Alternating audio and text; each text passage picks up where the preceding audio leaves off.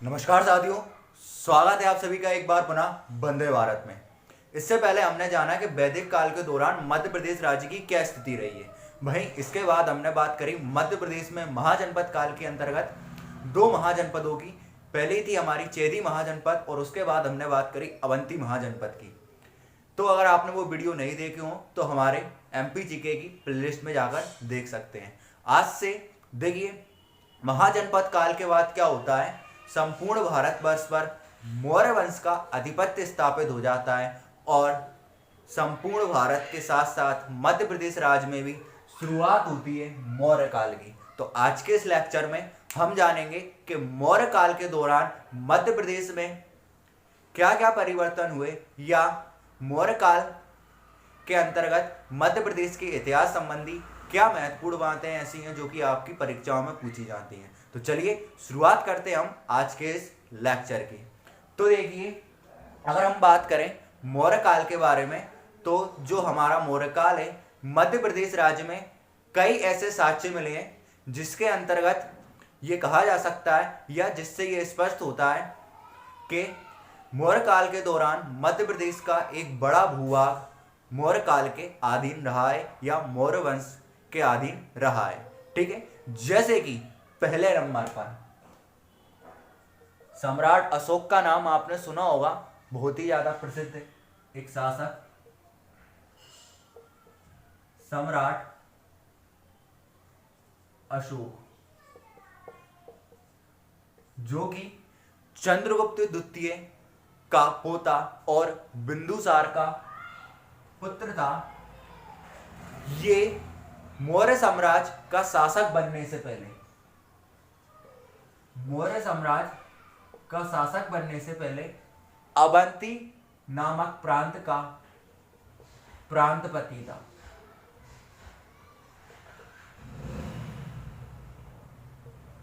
प्रांतपति को ही हम राज्यपाल या सूबेदार के नाम से जानते हैं। देखिए, ये क्वेश्चन आपके एग्जाम में पूछा जाता है कि सम्राट अशोक शासक बनने से पहले निम्न में से किस प्रांत का प्रांतपति था या किस राज्य का राज्यपाल था या किस राज्य का सूबेदार था। बात एक ही है, आंसर है इसका अवंती। याद रखिएगा, पहला इंपॉर्टेंट फैक्ट। फिर अगर हम बात करें तो देखिए, जैसा कि आप देख ही चुके हैं कि सम्राट अशोक मौर्य साम्राज्य का शासक बनने से पहले मध्य प्रदेश में ही इसका क्या था, निवास था और मध्य प्रदेश राज्य के अंतर्गत ही इसने अपने विवाह का निर्धारण किया था। इसका विवाह हुआ विदिशा के एक व्यापारी की पुत्री, ठीक है, विदिशा के एक व्यापारी की पुत्री थी जिसका नाम था महादेवी। ठीक है, तो विदिशा के व्यापारी की पुत्री महादेवी के साथ सम्राट अशोक का विवाह हुआ था। महादेवी ने एक पुत्री जिसका नाम था संघमित्रा और एक पुत्र महेंद्र को जन्म दिया, जिनको बाद में सम्राट अशोक के द्वारा बौद्ध धर्म के प्रचार प्रसार के लिए कहाँ भेजा गया, श्रीलंका भेजा गया। याद रखिएगा, क्वेश्चन पूछा जाता है कि निम्न में से मध्य प्रदेश के किस स्थान के एक व्यापारी की पुत्री के साथ अशोक का विवाह हुआ था या किस स्थान के व्यापारी की पुत्री के साथ अशोक का विवाह हुआ था, क्वेश्चन पूछे जाते हैं। फिर अगर हम बात करें तीसरे इंपॉर्टेंट फैक्ट के बारे में तो देखिए, सम्राट अशोक के द्वारा मध्य प्रदेश में कई प्रकार के स्मारकों का, कई प्रकार के अभिलेखों का निर्माण कराया गया है। अगर हम बात करें स्मारकों के बारे में तो जो सबसे महत्वपूर्ण स्मारक है हमारा, वो है सांची का स्तूप।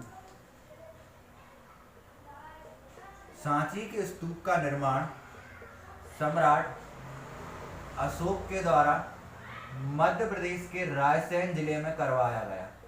तो ठीक है, सम्राट अशोक के द्वारा किस स्तूप का निर्माण कराया गया, सांची के स्तूप का, या सांची के स्तूप का निर्माण किस शासक के द्वारा कराया गया, अशोक के द्वारा कराया गया। कहाँ पर कराया गया? मध्य प्रदेश के रायसेन जिले में। सांची के स्तूप को वर्ष 1989 में यूनेस्को के द्वारा अपनी विश्व विरासत सूची में शामिल किया गया है, वर्ल्ड हेरिटेज साइट में। दूसरी बात, फिर देखिए आगे हम बात करते हैं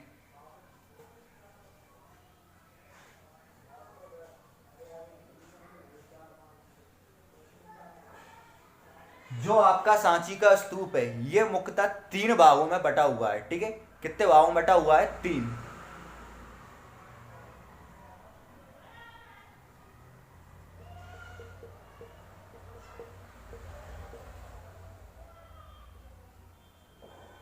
पहला जो भाग है उसको कहा जाता है महास्तूप।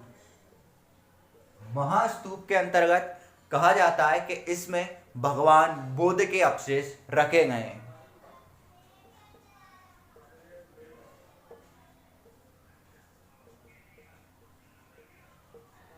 दूसरा भाग को हम स्तूप नंबर 2 के नाम से जानते हैं।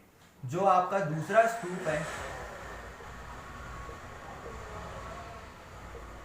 इसमें अशोककालीन धर्म के साक्ष्य रखे गए हैं।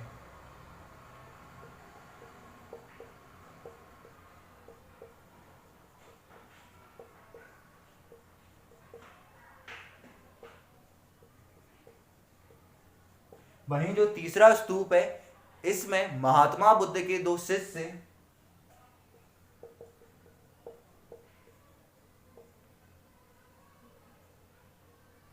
सारिपुत्र व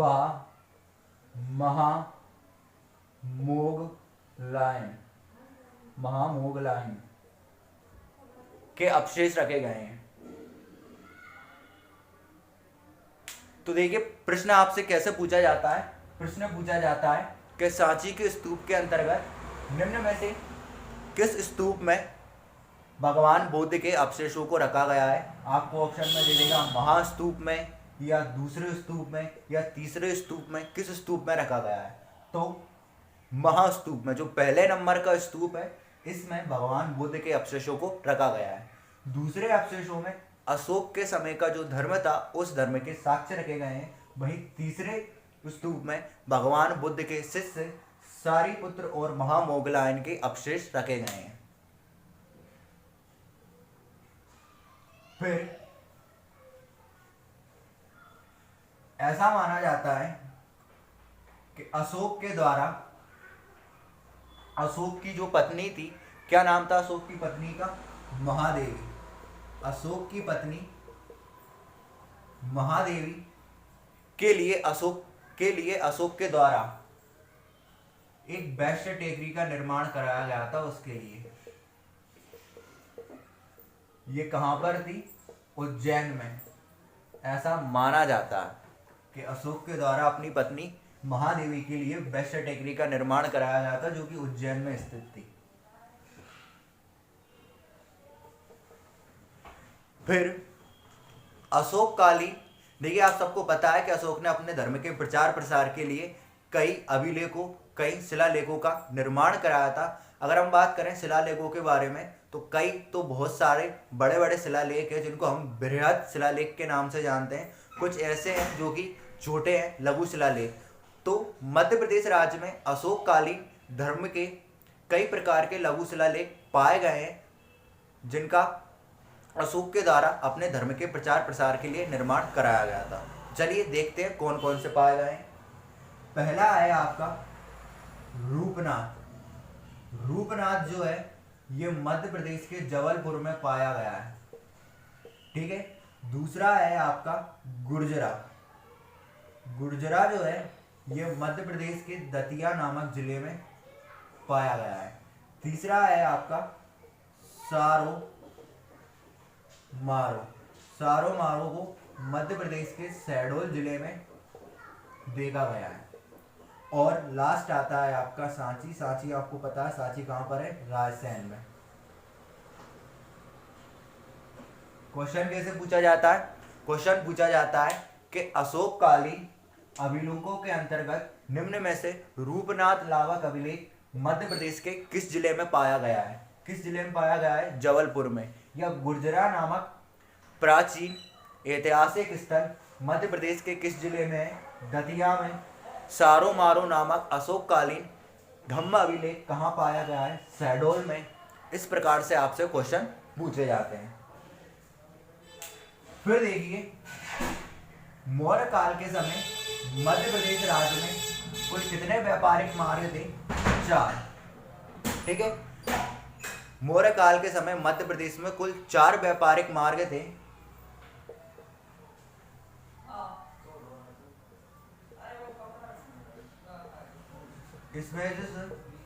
इसमें जो आपका तीसरा व्यापारिक मार्ग था,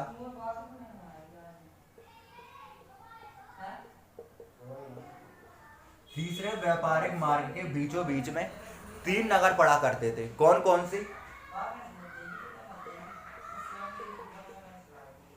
उज्जैन, महेशमती और विदिशा। ठीक है, तो पूछा जा सकता है कि मौर्य काल के अंतर्गत 4 प्रमुख व्यापारिक मार्गों में से तीसरे मार्ग के बीचों बीच में मध्य प्रदेश के कौन से 3 नगर पड़ा करते थे? उज्जैन, महेशमती और विदिशा। वहीं चौथे मार्ग के बीचों बीच में उज्जैन पड़ा करता था।